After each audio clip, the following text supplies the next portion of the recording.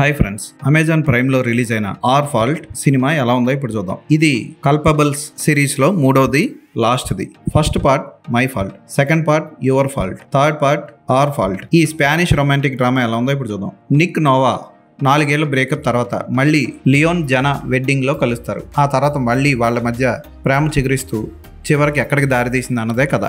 ఈ సిరీస్లో వచ్చిన మూడోది, లాస్ట్ది ఈ సినిమా. ఫస్ట్ 2 సినిమాల్లో ఉన్న రొమాంటిక్ సీన్స్ ఈ సినిమాలో కూడా ఉంటాయి.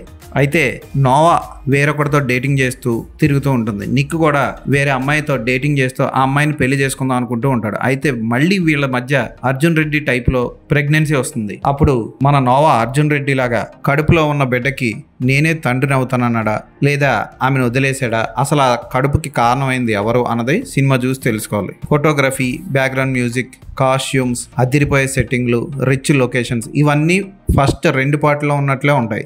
సినిమాకి